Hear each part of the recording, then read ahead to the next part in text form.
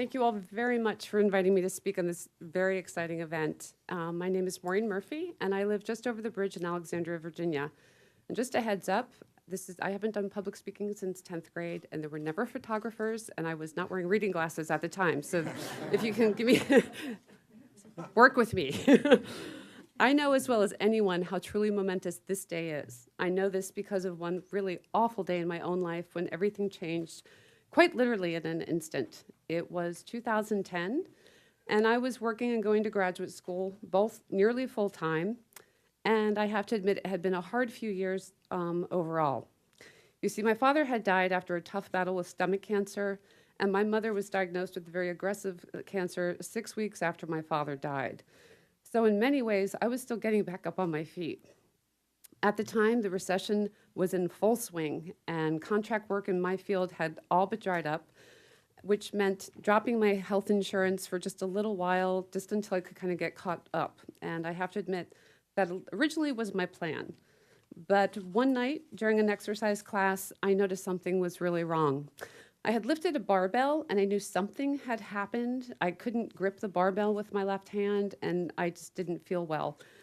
But I went home and I went to bed, and the next morning when I got up, I could clearly see that the left side of my face was drooping, I was limping, and I couldn't move my left hand correctly at all.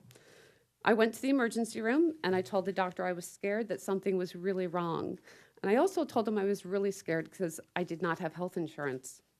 He sent me home without an MRI and with a diagnosis, incorrect as it turns out, of Bell's palsy, which is a benign condition that would probably clear up out by itself. I have to admit, at the time I was relieved, but I was really badly shaken. And I went home and immediately reapplied for health insurance. And I have to tell you, with one hand trying to type, that did not work. And I was just focused I felt like I had a near miss. So I just had to really get the health insurance. But 3 weeks later, I found out that I didn't have Bell's palsy. I had a stroke. I found that out after getting disoriented on my way to an appointment in an area that I had lived in for most of my life.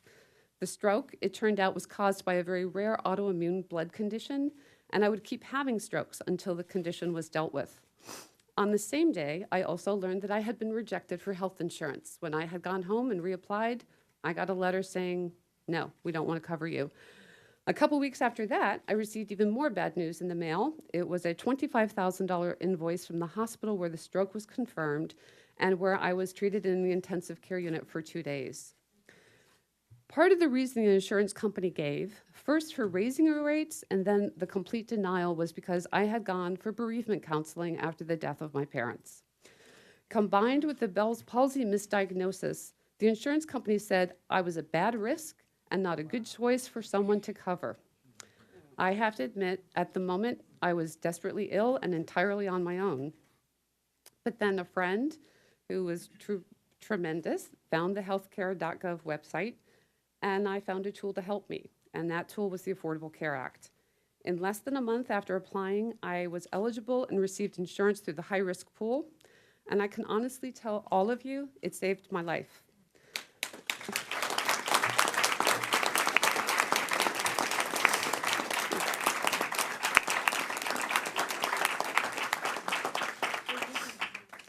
Now with the insurance marketplace open, I am able to comparison shop and buy insurance that meets my very specific medical needs. A friend of mine asked recently if I was excited that there were more options for health insurance, and I had to tell him, no, I'm not excited.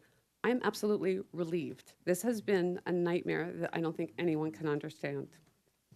But thanks to the Affordable Care Act, sorry,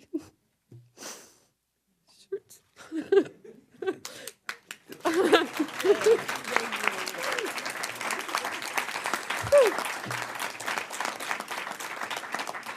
It's okay. And I never cried in 10th grade in public speaking either. I was pretty good with that also. So thanks to the Affordable Care Act, I was able to find a doctor who specialized in my condition and who prescribed a blood thinner that I now inject twice a day. And also thanks to the Affordable Care Act, I will be able to keep seeing that doctor, and I will need this medication for the rest of my life. Thanks to the Affordable Care Act, I'll be able to get it.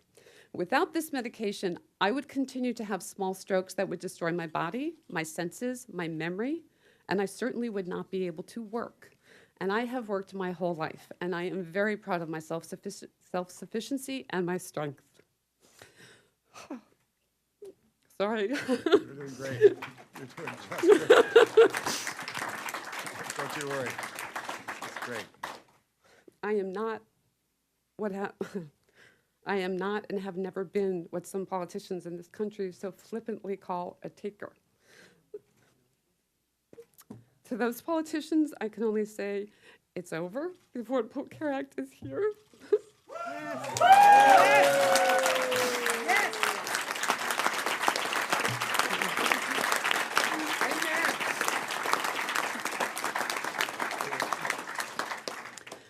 And it's staying. That's the most important part. And I and millions of other Americans will finally have health care they can afford, and it is about time.